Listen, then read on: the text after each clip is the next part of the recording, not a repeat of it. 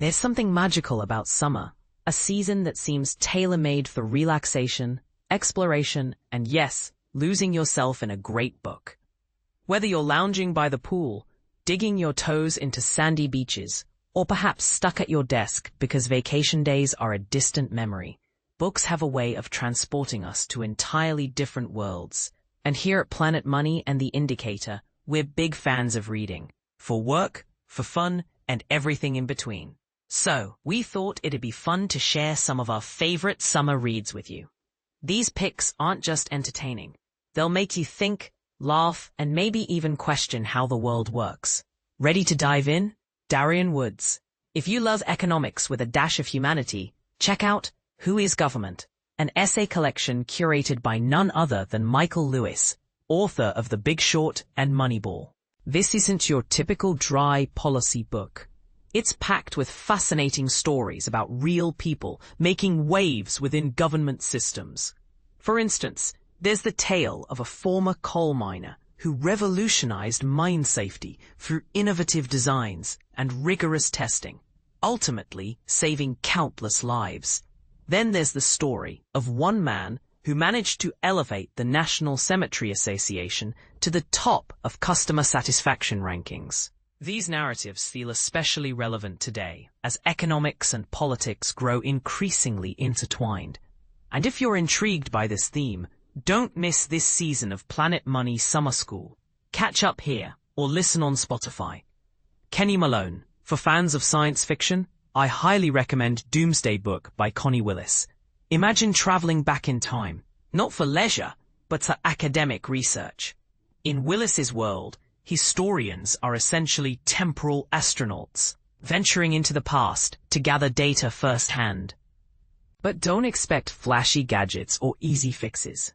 Her version of time travel is meticulously grounded in realism. Researchers undergo preventative surgeries, like appendectomies, since medical care in, say, 1320 wasn't exactly reliable. They master dead languages to blend in seamlessly. And they calculate risks down to the smallest detail, even staging fake assaults upon arrival to deter potential threats. It's a brilliant blend of history, economics, and speculative fiction. Economic historians often pore over mundane details from the past to understand larger economic systems, and Willis has crafted what feels like a sci-fi take on that idea. I'm only a few chapters in, and already I'm blown away. Jess Jiang, my pick is Waste Wars, The Wild Afterlife of Your Trash, by Alexander Clapp. You might think you've heard it all when it comes to trash, but trust me, this book goes deeper than anything else out there. Clapp takes readers on a globe-trotting journey filled with outrageous yet specific tales about waste management. One chapter recounts the saga of a toxic ash shipment originating in northwest Philadelphia in the 1980s. The ship tasked with selling or eventually dumping the ash traveled over 30,000 miles across 20 countries, spending more than 2 years at sea. By the end, the captain refused to disclose its final destination due to political maneuvering, or possibly bribes. But Waste Wars isn't just a collection of old horror stories. Clapp introduces us to individuals around the world dealing directly with waste from places like the US, offering a glimpse into how the global waste economy shapes cities and communities far removed from where the trash originates. Adrian Ma. I recently finished After the Spike, Population Progress and the Case for People by Dean Spears and Michael Garuso. While it may not scream beach read, the authors explore the possibility that the global population could shrink dramatically in the coming centuries. Rather than presenting this as a doomsday scenario, they offer a calm, humane perspective on the implications of population decline. It's a nuanced discussion worth having, especially given current debates about sustainability and resource allocation. We actually covered this topic recently on The Indicator. Check out the episode here if you want to dive deeper. Greg Rosalsky. If you're interested in business and global economics, grab a copy of Apple in China, The Capture of the World's Greatest Company by Patrick McGee. As a journalist for the Financial Times, McGee brings unparalleled depth and insight to the table. He examines Apple's massive investments in manufacturing operations in China and explores how these efforts have contributed to China's rapid development. It's a revealing look at the symbiotic relationship between one of the world's largest tech companies and a nation undergoing profound transformation. I enjoyed the book so much that I wrote an entire newsletter about it. You can find that here. Wailin Wong. For those who enjoy historical romance with a twist, I recommend The Finest Print by Erin Langston.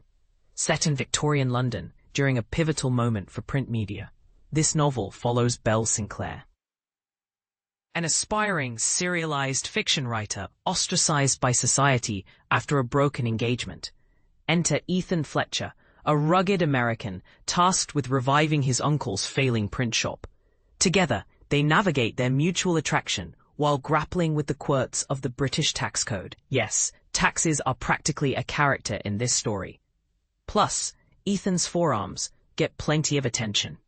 Who doesn't love a good swoon-worthy hero? Alex Maessy. My summer read is Noise, A Flaw in Human Judgment by Cass R. Sunstein, Daniel Kahneman, and Olivier Sebeny. This book has been a revelation, challenging me to rethink how much weight we place on randomness in decision-making. The authors argue that noise, the unpredictable variability in human judgment, plays a far bigger role than we realize. Think about judges handing down wildly different sentences for similar crimes, or hiring managers selecting candidates based on arbitrary factors. Reading this made me reflect on my own life. How often were my successes and failures simply products of chance? Was my judgment consistent, or was I operating no better than a coin flip? Even months later, I'm still pondering these questions. Eric Mennel. To round things out with some fiction, I picked up And Then We Came to the End by Joshua Ferris. Published in 2006, this sharp and hilarious novel captures the absurdity of office culture during a round of layoffs. What struck me most was how physical and visceral the emotions felt. Office pranks, whispered gossip, the eerie silence when someone didn't show up one day. Given how much of our modern workplace interactions happen via Zoom, I found myself wondering what a contemporary version of this story would look like. Having experienced layoffs both in person and remotely, this book left me feeling nostalgic for the shared camaraderie and chaos of pre-pandemic offices. Mary Childs. Finally, I urge you to read The Trading Game by Gary Stevenson. I devoured this book over the holidays. It was one of those rare page-turners I couldn't put down. The first half is a wild ride, chronicling Stevenson's unconventional entry into finance and his hilarious misadventures navigating Wall Street. The second half shifts gears, offering a sobering reflection on the broader consequences of his actions and the financial world he helped shape. It's witty, incisive, and dare I say, the best account of life on Wall Street since Liar's Poker. Oh, and before we wrap up, keep an eye out for the upcoming Planet Money book. It won't hit shelves until April, but sign up here to stay updated on pre-sale deals and exclusive offers.